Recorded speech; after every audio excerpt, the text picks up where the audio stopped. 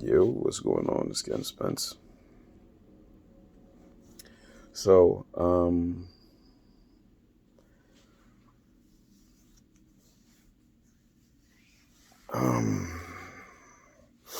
I guess I should say a few things in my head, a few things on my mind that frustrate me. That's very frustrating, but frustrating at first, I should say, and then it's just heavy on the mind. Um, if you're not the minister, whatever congregation you have, whatever congregations out, if you're not the minister, don't presume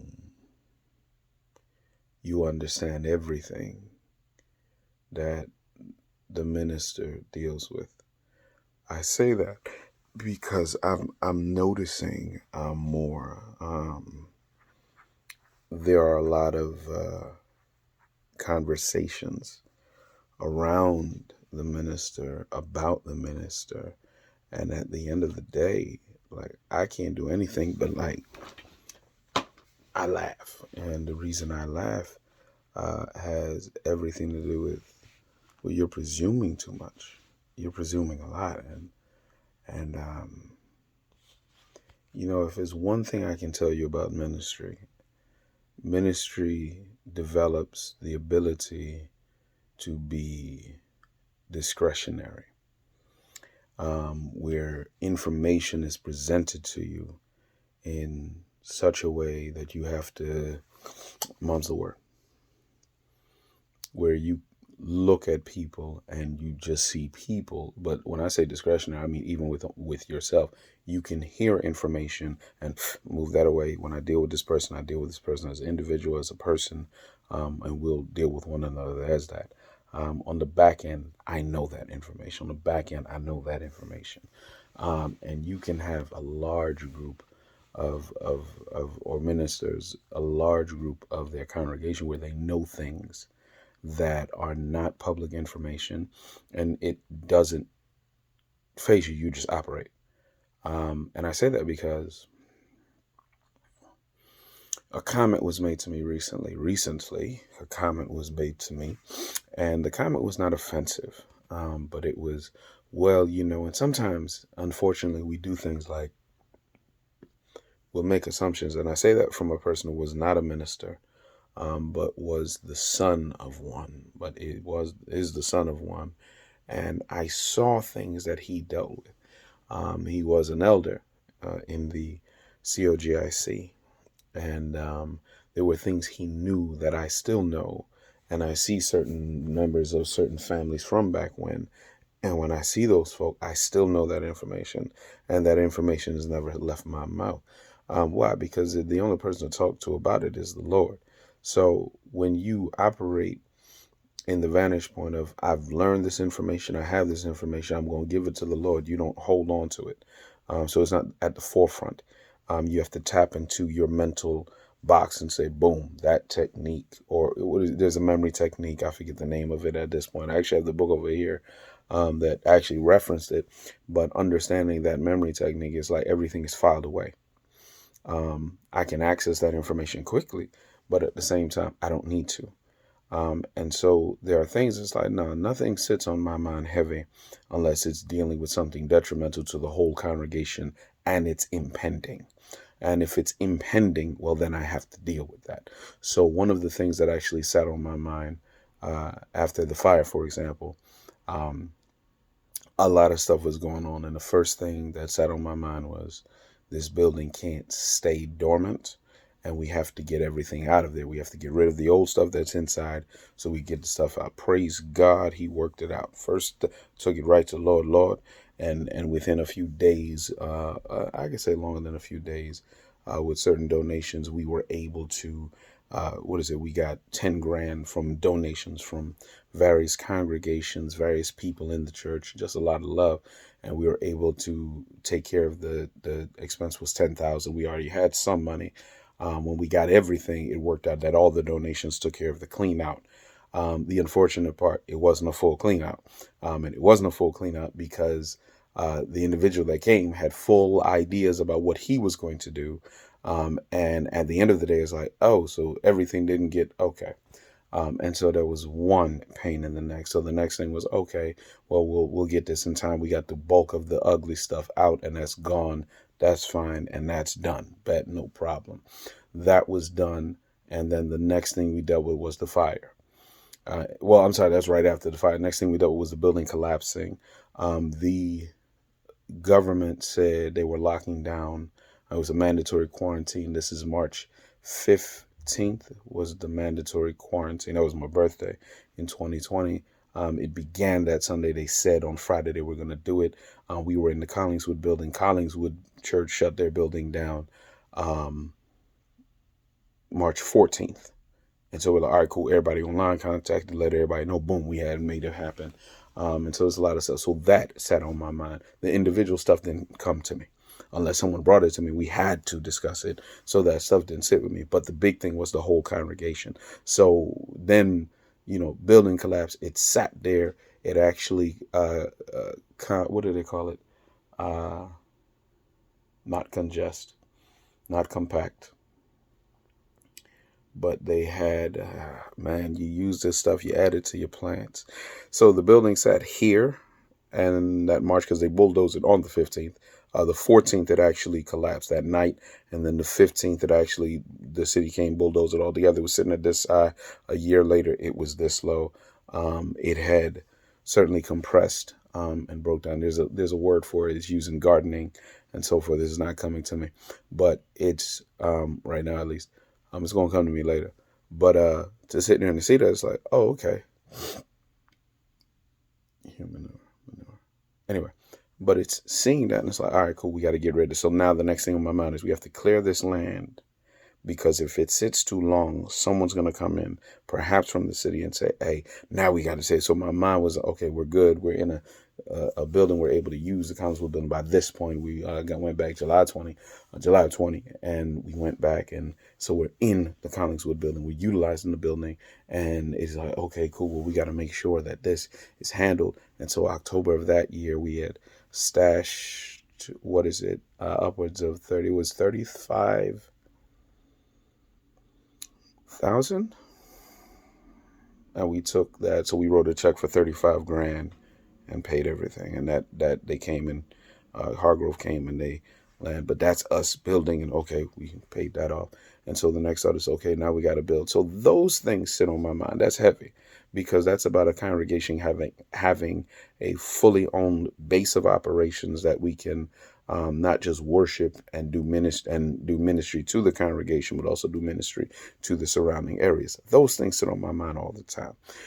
The individual things, unless they are pending life-threatening things, they don't sit on my mind all the time, because life goes on, because life has to go on, because for all the stuff going on, sometimes in the middle of a very tense situation, you just have to look and say, all right, let me give this to the Lord. The Lord has it. Psalm 5 says, Lord, I give it to you. I'll call you in the morning, and then I'll wait. Or it actually says, I watch. The implication is I watch and I wait, because you got it. Because ministers operate in that place and in that mindset, it is easy. Well, I should say, most ministers operate like that. Some, and it took me a while to learn it, and I learned it before I became a minister. And I say that because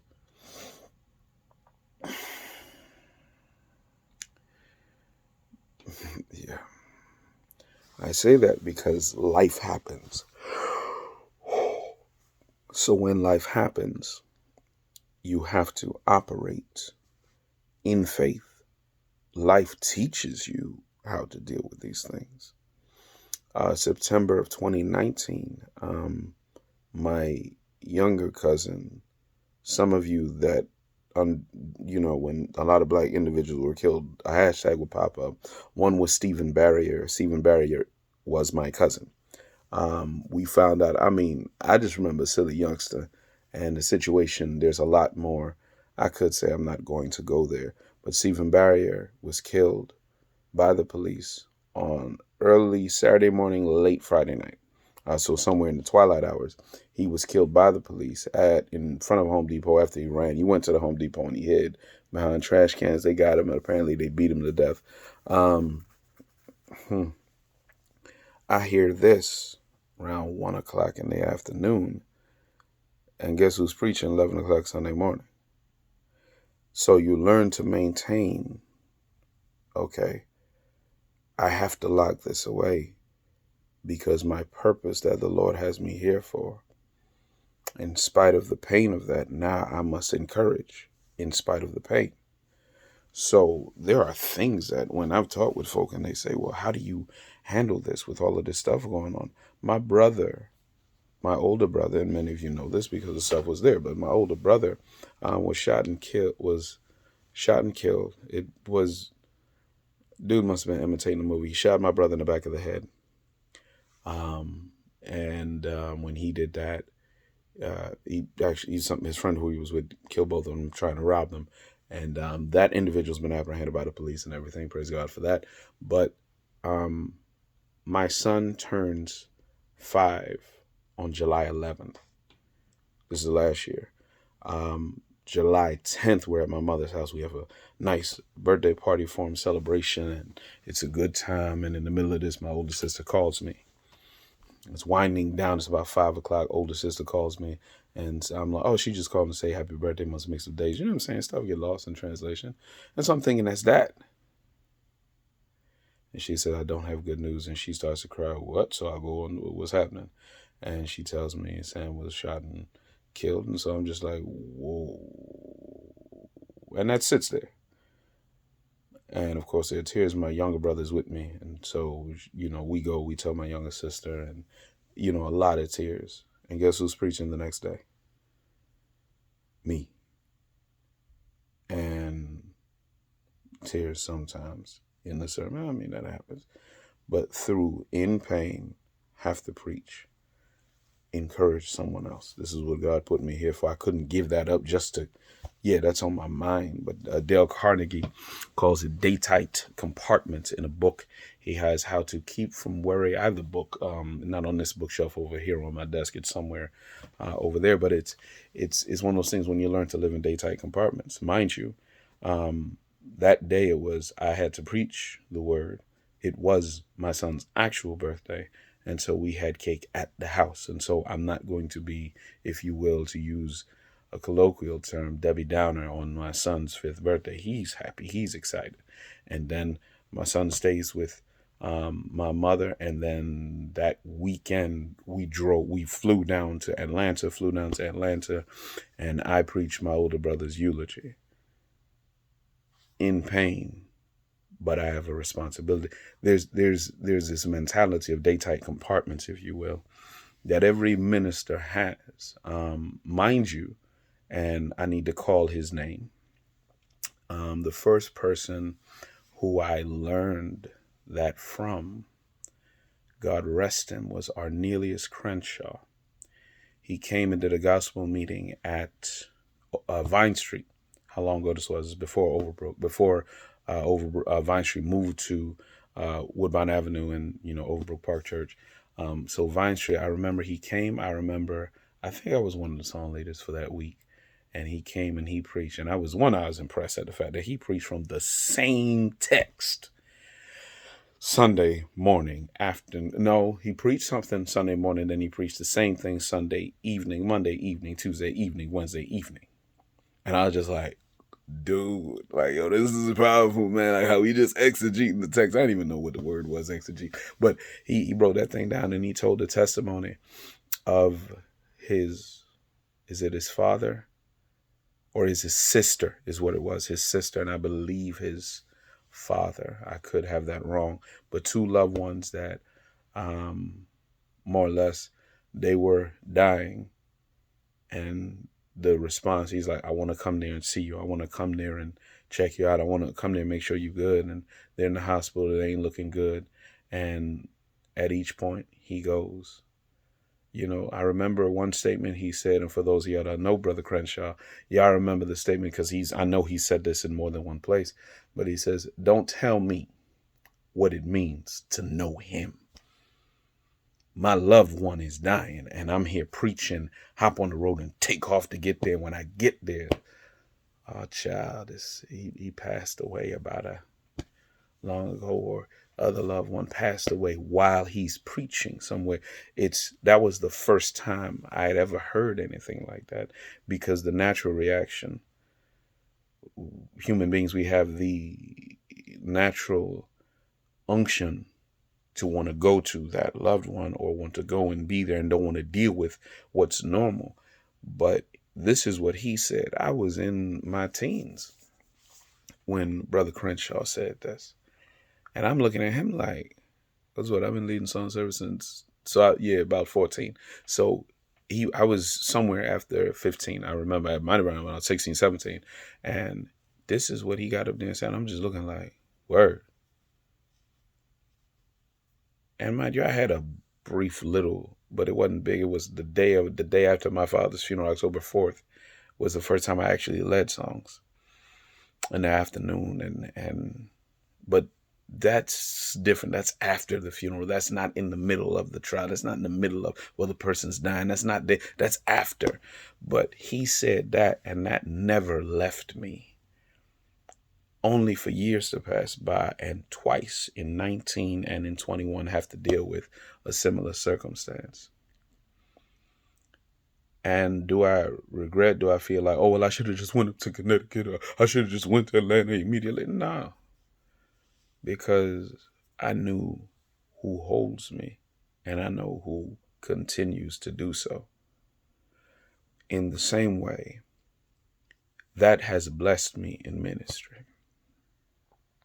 Because let's be real, there are times where it's difficult. There are times a minister might fall apart. But do you want a minister that falls apart every time you tell them, so, oh my God, I can't believe? I'm not saying that that's wrong. I'm not saying that at all. But in the work that we do, we live amongst ourselves in date-tight compartments, because we know where the compartment sits. Today's trouble is enough trouble, but you know who I give it to? I give it to God, and God helps me, guides me through, helps me through. There are times I give it to him and I ain't sweating it because he got it. And certainly, that ought to be how we be. I say all of this to say,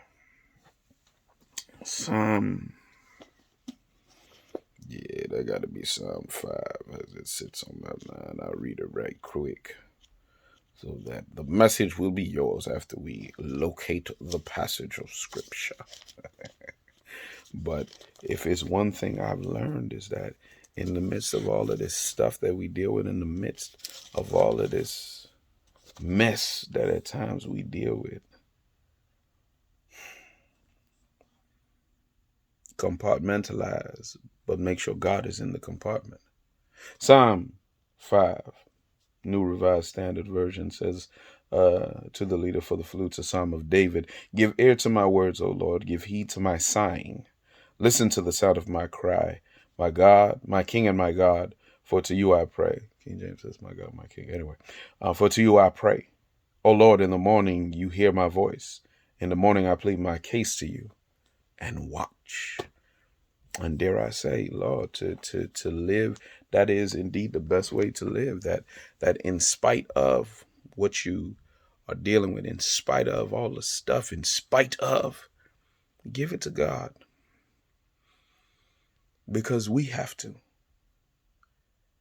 And that's why we can function. We function because God functions. So at times we got to compartmentalize, and that's there. That is what it is. So trust me when I say, I've learned not to worry about things that are out of my control. Is there a moment of worry? Oh man. And then check myself and be like, I'm talking about praying. Sometimes I don't even say a word. Lord, might be the only word I say. Mentally, it's Lord, it's in your hands. And dare I say, maybe, just maybe, you ought to do the same as well. I've talked long enough. God bless you. God keep you. Whatever's going on right now, just give it to God. Don't hold on to that worry. Don't hold on in terms and continue to think about it. Just give it to God and let him work it out. Watch for his deliverance. Don't bet on your own figuring this thing out. God bless you. God keep you.